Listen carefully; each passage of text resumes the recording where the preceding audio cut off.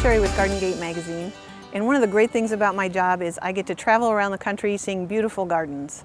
But even better than that, I get to meet the gardeners who take care of them. Recently, on a trip to Sacramento, California, we met two wonderful ladies who share a passion for roses and have been friends for years. We had a great time visiting with them and thought you might enjoy listening in on the conversation.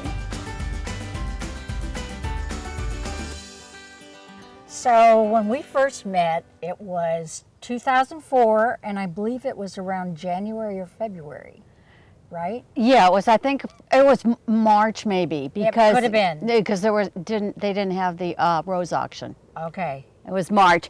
I had joined the Rose Society, when my daughter was still around, but when she left off to college, I decided I needed to go to these meetings. So I go in and I sit down, and all of a sudden this beautiful woman comes down and sits down next to me. I says, "Oh, this is going to be fun." And we chatted. It was I think my third time at the Rose Society meeting. And we were so thrilled to be together and to ask questions of each other. And after the Rose meeting, I thought, I'm going to go back next month. I hope she's there.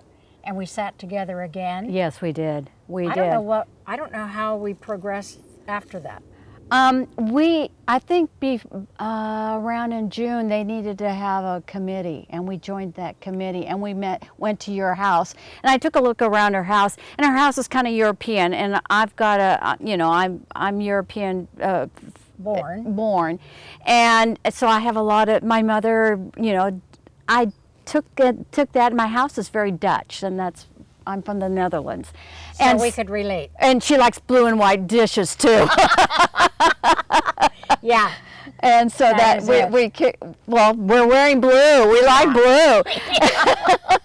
And we just started talking, how many roses do you have? And she was telling me some of the things that she grew when she lived in the Bay Area. And we just started chit-chatting. And we just, Yeah, it just snowballed. It did. It did. We really had a good time.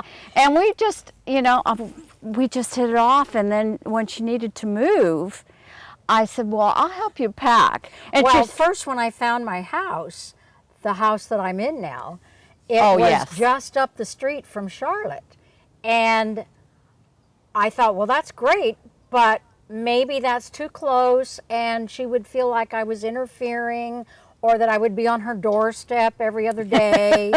And so I went to Charlotte and I said, I found this great house, but it's right near you, so I just wanted to check with you, would that be all right? And she called me, and it was like 7:30, and I'm standing in my dining room window looking down my street, and at that time it was 15 years earlier, and 10 years earlier, and the trees were a lot smaller. I could see her driveway. She told me which house, and I said, that's my daughter's best friend's house. She lived there for about 10 years. And I know that house really well. It doesn't look at all the same now. It's got a heck of a lot more roses. So not only did she say it's okay to live there, but she helped me move.